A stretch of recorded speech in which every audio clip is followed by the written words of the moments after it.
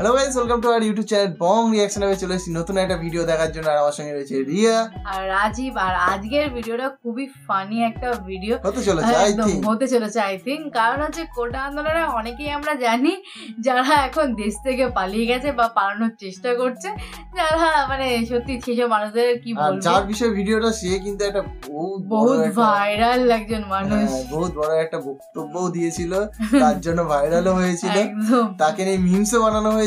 যাই হোক, চলো এবার ভিডিওটা দেখি। সে হচ্ছে কে? সে হচ্ছে জুনেদ আহমেদ। আমি ভাবছিলাম ভিডিওর মধ্যে দেখলেই বুঝতে পারবে তোমরা, টাইটেল থাম্বনেলে এমনিও তোমরা বুঝে গেছো। তো চলো বেশি দেরি না করে সেটা দেখে নিই আগে।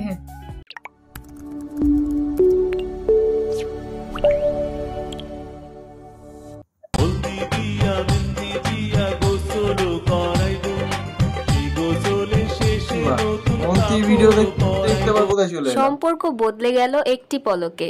গানটা জুনায়েদ আহমেদ পলকের সাথে ওতপ্রোতভাবে যেন জড়িত।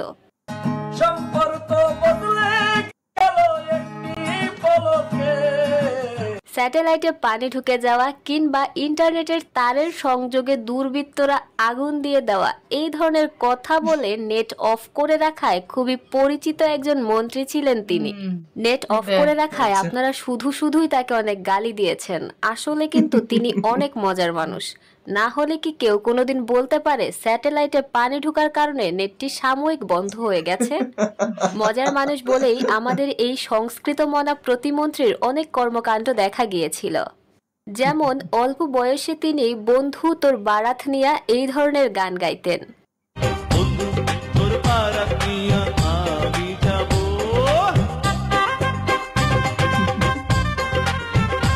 তার সাথে ছিল তারই বন্ধু টাকলা মুরাদ।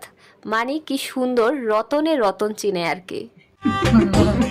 তারপরে কথাটা বলুন।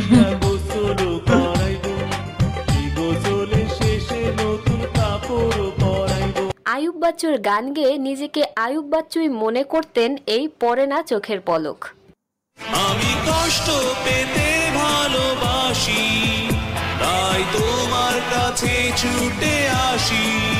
কিন্তু আফসোস, চোখের পলকও পড়ে গেছে এবং তাদের বিদায়ও হয়ে গেছে। আসলে রাজনৈতিক পাওয়ার পেয়ে কখনোই কারো অতিরিক্ত পাওয়ার এক্সারসাইজ করা উচিত না। পরে এই অবস্থা হয় যে পালানোর সুযোগটুকু থাকে না। ইন্টারনেট শাটডাউন করে দেওয়ায় যারা এর ওপর আমার মতোই খুবই বিরক্ত ছিলেন, তাদের জন্য কমেন্ট বক্স খোলা আছে। সুন্দর মতো সুশীলভাবে একে গালি দিয়ে যেতে পারেন। দিয়ে দাও, ভালো বলেছে। কমেন্ট বক্স খোলা আছে, দিয়ে দাও যত পারো। একদম মানে সত্যি এরকম কিছু কিছু মানুষ না, মানে সত্যি এই কোটা আন্দোলনের মধ্যে কিছু মানুষকে দেখাও গেছে। এই তো মিমসটা ভাইরাল হয়েছিল না, যে ইন্টারনেট বন্ধ করিনি, বন্ধ হয়ে গেছে। তারপরে একটা কথা বলেছিল প্রবাসীদের উদ্দেশ্যে যে 1 ঘন্টার জন্য ইন্টারনেট খোলা হয়েছে, তোমরা তাদের করে রেমিটেন্স পাঠিয়ে দাও। মানে সত্যি মানে কিছু কিছু মানে রাজনৈতিক পাবলিকের মানে সত্যি কিছু নেতা আছে, মানে কি বলবো আর, মানে কি বলবে আর কি বলবে না এটা মানে ভাবেই না। সেই সময় তো সেইগুলো তো লোকে সিরিয়াস নিচ্ছিল, এখন ওই কথাগুলো ভাবলে ফানি মনে হচ্ছে। কি বলবে আর কি বলবে না এটা মানে এটা যুক্তিই পায় না। এই কথাটা কবে বলেছিল? আমার দেখার ইচ্ছা ছিল, স্যাটেলাইটে পানি ঢুকে গেছে ইন্টারনেট পরিষেবা। স্যাটেলাইট কোথায় থাকে সেখানে বৃষ্টি হয় আমি জানতাম না। তো যাই হোক, বাদ দাও আজব আজব কথা।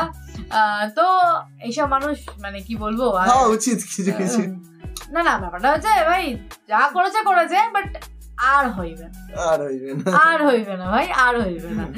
কারণ ওইসব দিন শেষ, বাংলাদেশে ওইসব দিন শেষ, আর হইবে না ওরকম জিনিস।